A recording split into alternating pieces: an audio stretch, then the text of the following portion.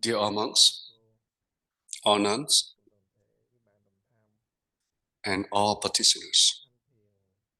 For the meditation, we emphasize the practice. For the practice, it's very simple. We just ask a question, raising doubt. We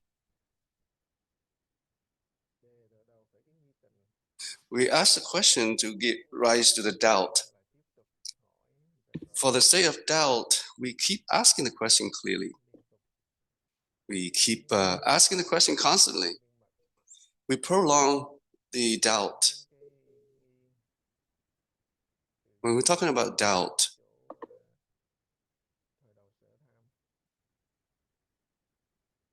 we maintain the doubt, the proper doubt, and then it leads us to the true doubt.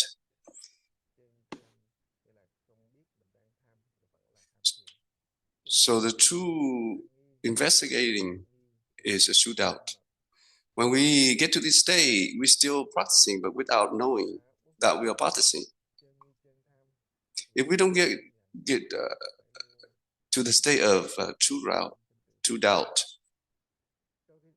we need to believe in our own mind. We believe in our own mind clearly, then our practice will eventually get to the true doubt. But if we just maintain the doubt, the self-attachment, we attach to, we try to attain doubts, we try to attain this or that. If you have a seeking mind, then we stay in the duality, still in the self-attachment. So we need to believe in our own minds so that we don't have the self get stuck with the self-attachment. This is what we want to share. Anyone who has any question about the practice, you can bring it up. Namo Sakamuni Buddha.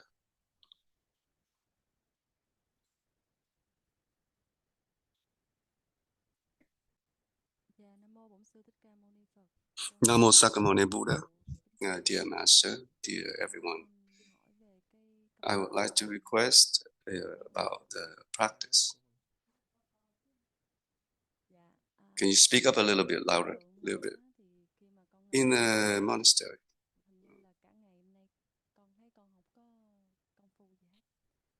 seems like I don't have any practice all day because it's very hot and I feel like I've been restlessness and I have sweat all over, just like water flowing out, and this is like an obstacle for me. So can you give me some encouragement? The weather affects us. That's why it affects our mind. Keep distracting our mind. If we have the practice, if we practice diligently, if we have the thought of taking birth and death seriously, then eventually we get used to it. In the monastery,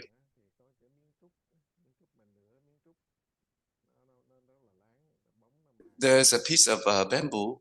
It's very shiny. Usually this piece of bamboo is very cool. In the summertime, in the monastery, in a meditation hall, we used to have this pieces of bamboo, and we use this to cool us down a little bit. So in the summertime, we walk more than we sit, because sitting it will make us feel irritated, uncomfortable. So in the wintertime, we sit more, less walking, but more sitting. This is due to the weather. in the winter time, it helps the practitioners to maintain the practice, maintain the Tao. So in the monastery, there is people every week. The people who try to regulate the rules and regulations, and this group of people try to ask the practitioners how they feel. Do you be able to maintain the practice? Or example like, do you have restlessness?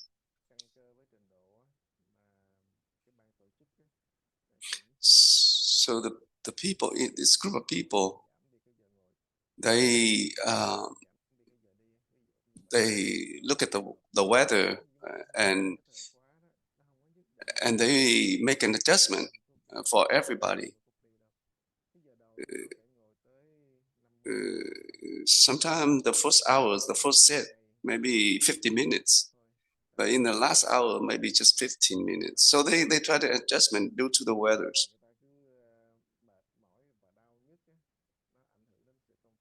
So because of the people feel uncomfortable and get irritating, and it will affect their practice.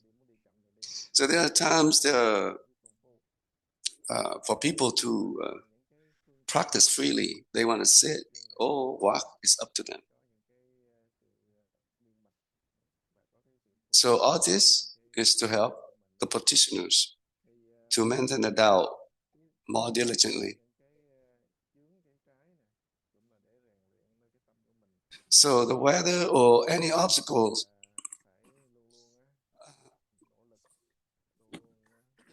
is for us to train ourselves to get used to it. So we try to get over all these obstacles and all the suffering.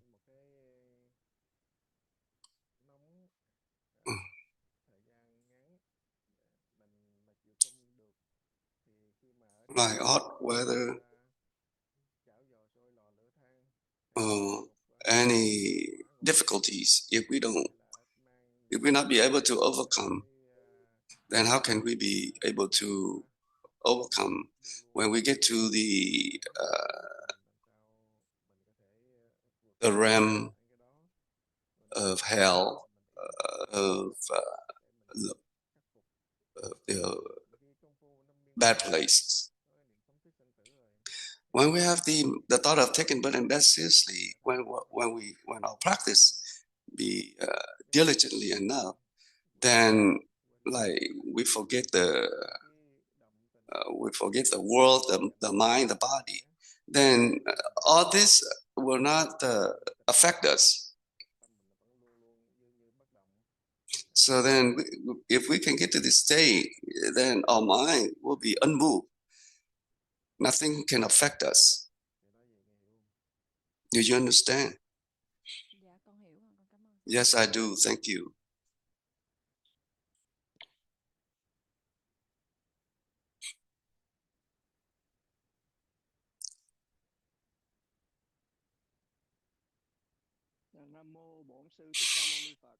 Namo Sakamuni Buddha. Dear Master and everyone. Do you hear me clearly? Yes, I do. Thanks. Dear Master and everyone, from your explanation today, you directly point out because of the attachment, because our mind keep attaching to, and then all the hearing, seeing, and hearing, knowledge or understanding. When the Buddha or the patriarchs, when they're talking about hearing, seeing, acknowledging, or understanding, now we're still using this. This is considered as sickness. It is already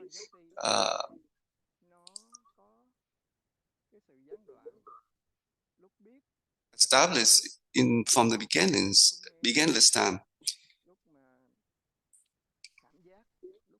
Sometimes we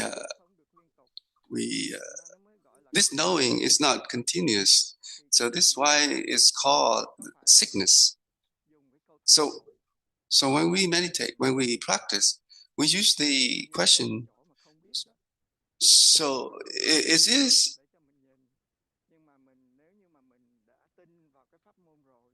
if we already believe in the Dharma, then we just keep asking the question and keep pay attention to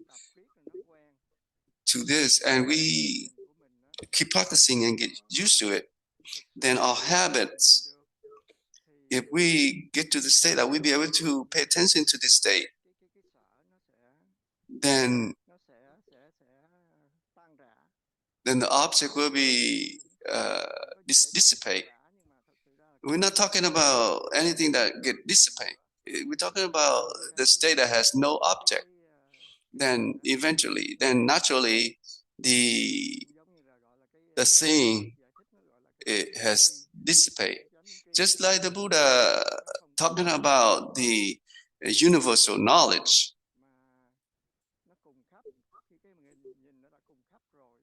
When we see that, this knowledge, universal knowledge, is already pervade throughout everywhere, then we get to the state. Then we cannot be able to explain because it has no object. If we have the practice to get to this state,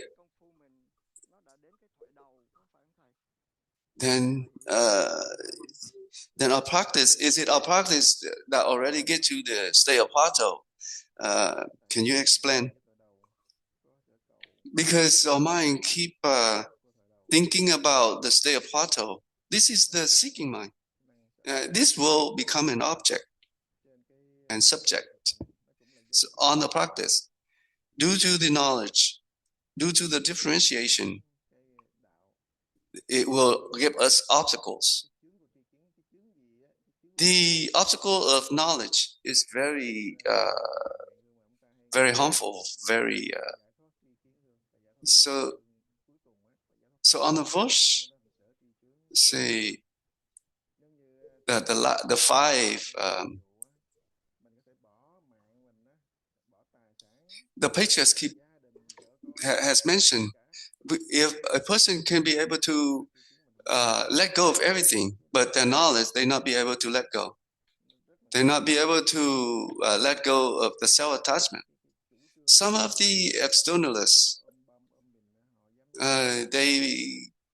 because they get attached to this knowledge, they will sacrifice themselves to do anything. So if we get stuck or attached to the knowledge and view, it's not easy for us to get out.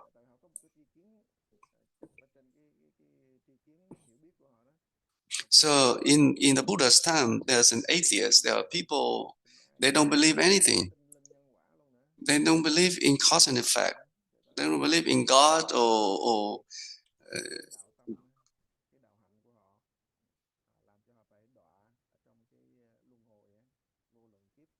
so these people will stay in the cycle for numerous lives, infinite. So the Buddha said, if we establish knowledge and view, this is considered ignorance. So this is if we establish knowledge and view, this is the.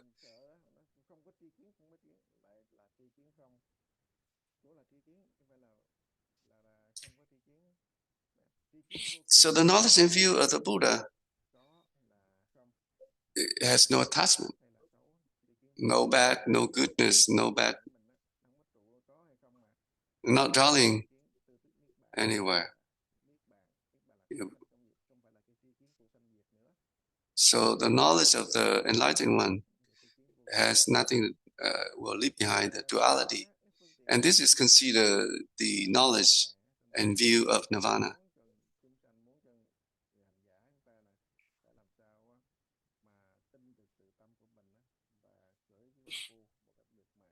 So the good advisors, or the Buddha's teaching try to help us to maintain the Tao.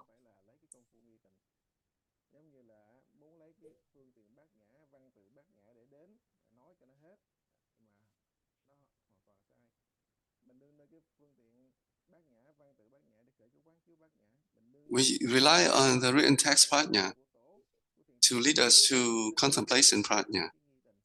So like we use the question to lead us to doubt. We're talking about great doubt, small doubt.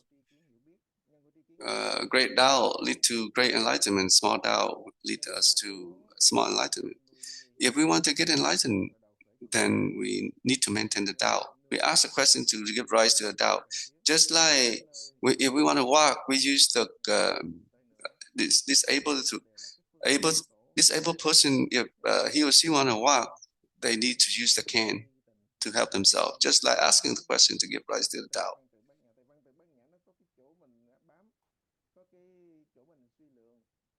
So written text, prajna. This is a state. This is a place that we.